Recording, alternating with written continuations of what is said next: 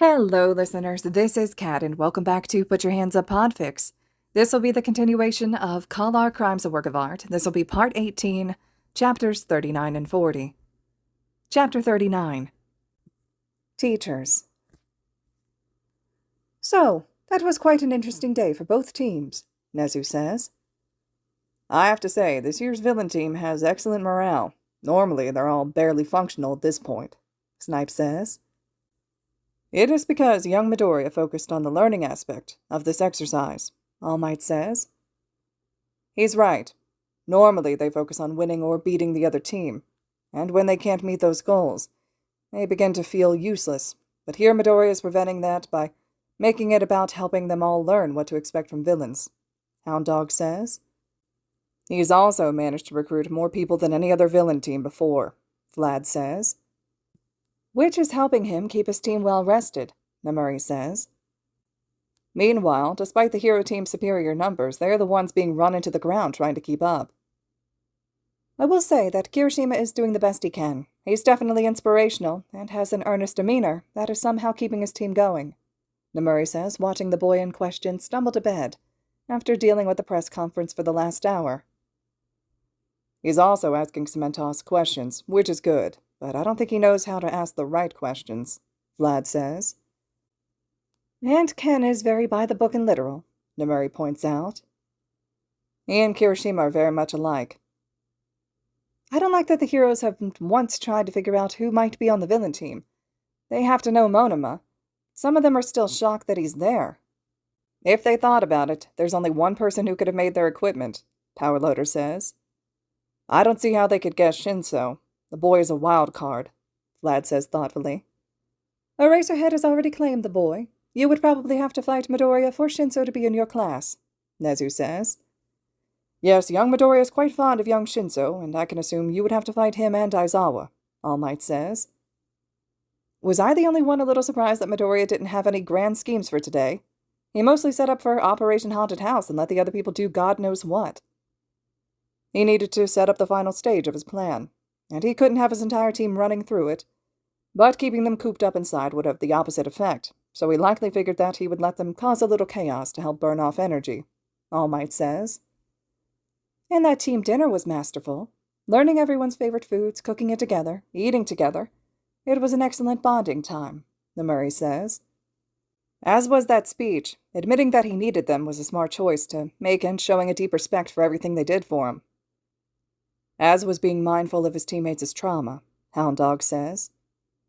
Come on, Yagi, spill. What can we expect tomorrow? Namuri asks. I'm allowed to tell you to remember what he said to Aizawa and keep that in mind. Boo! I'm also supposed to ask you, young Kayama, to leave the room at a certain point. Me? Yes. What could... Oh. Okay, I think I know. Well, everyone, I think we should all try to get some sleep. I don't think any of us want to miss tomorrow, Nezu says. The teachers all agree. The only ones left awake are Recovery Girl, Hound Dog, and All Might. Yagi, give us an idea of what to expect tomorrow, Hound Dog says. I don't think there will be too many injuries. Young Midoriya has this plan to minimize physical damage to the hero team, relying only on the guns. I think the most likely to be injured are Cementos, Bakugo, or young Midoriya himself, should the plan go bad. And me, Hound Dog asks.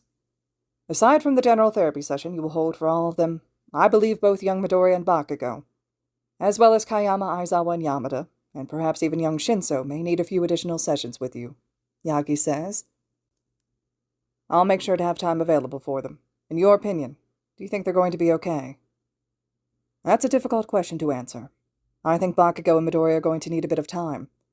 I don't know the others well enough to guess. Even Midoriya wouldn't tell me why they can't be at Location A, or fight the students. The two nod, and the three of them go to sleep, oblivious to what is happening on the screen. Hitoshi. Hitoshi will admit he was not expecting a soft knocking on his door before he went to bed. But here he is, opening his door to God knows who. Midoriya. Midoriya, what's wrong? Well, I realized I warned Mr. Aizawa about what he might hear tomorrow, but I didn't warn you. Okay, consider me warned. Shouldn't you be sleeping? You're the star of tomorrow's performance. We still have 4 more objectives to get. You're going to learn a lot about me tomorrow. Not all of it happy. And you're going to learn something about me. Then tell me now. I can't get surprised if you tell me now. I don't want you to think any less of me. I won't, I promise. I was a late bloomer. Until the day of the exam, I was quirkless. We think either the training allowed it to manifest or the danger of the exam forced it to. Hitoshi blinks. That's not what he was expecting, but... Shit, okay. First off, I'm sorry for all that shit I said at the sports festival. You apologized for it already. No. An apology without full understanding of the extent of the damage can't be sincere. So I'm truly sorry for the things I said. You're forgiven. And 2, why don't I think tomorrow's just going to be a little scaring? Bakugo wasn't exactly nice when I was quirkless. Okay, so quirkist asshole on top of pompous asshole. Good to know there's 2 types in his spiky little head. Midoriya giggles. He's better now, but there's a lot from the past that needs to be said. Then say it. I'll be right beside you. Thanks, Hitoshi. Anytime, Broccoli Boy. Anytime. And I know Kendo said thanks for all of us out there, but thank you. For what? For giving me this chance. For letting me on your team. You took a chance on me. I barely have enough training to handle the fight. I'm not very social. I'm not a hero student. Could have just overlooked me. You not only added me to your team, but you also got someone hopefully kicked out of the hero course, so there would be a spot for me. If I get into the hero course, it'll be because of you. You didn't have to do that, and for that, I'm grateful. I think that's the longest I've ever heard you speak. Shinso, all I did was give you a stage and a captive audience. You're the one who did the missions. You're the one who played the role. You're the one that's going to do everything we planned. When you get in, it'll be because you wowed them, not because I wanted my friend on my team. With that, the 2 boys bid each other goodnight and head to bed. Hopefully, for a good night's rest. Chapter 40. Shitty Hair is crazy if he thinks he's going to just sit around while Deku of all people makes a mockery of the heroes every time one or more of them leave the agency. He refused to lose to Deku. Never. But these extras he's stuck with are useless. Most of them are useless. He'll find that stupid nerd and beat him so bad he can't begin to look down on him ever again. He'll hunt down the entire team if he has to. But where to start? Deku is a shitty nerd, but he is a nerd, so he'd obviously put a lot of thought into where he would hide. Would it be somewhere abandoned? No way, too obvious. Not the sewer, too hard to get out. But a building in use would be hard to use because of all the people around. Fuck. He could start with abandoned buildings and make quick work of them, and he can move to the sewers then. A scream breaks him out of his concentration, and he sees Cheeks taking off towards an alley. Fuck. Didn't she listen when Shitty Hair told them all to call in anything? He runs after her without explosions, not wanting to draw too much attention because fucking shitty Deku made him into public enemy number 1 with his tricks. He comes into the alley and pauses to take in the sight before him. Blue girl on the floor of the alley. Green paint dripping down her arm as she kneels over Cheeks, who has green paint dripping down her chest. She opens her mouth to say something but stops when someone must tell her she's died. Bakugo curses and clicks on his comm. Shitty Hair, Cheeks is down in an alley near HQ with Blue Girl. Going after the killer. Use Cheeks' comm to track her to get her back to HQ. He disconnects it before Shitty Hair can tell him not to. Where'd he go? He demands, and she sniffles and points to a manhole cover. He curses and rushes forward, and down into the sewer. That shitty Deku can't have gotten too far. Not in a sewer.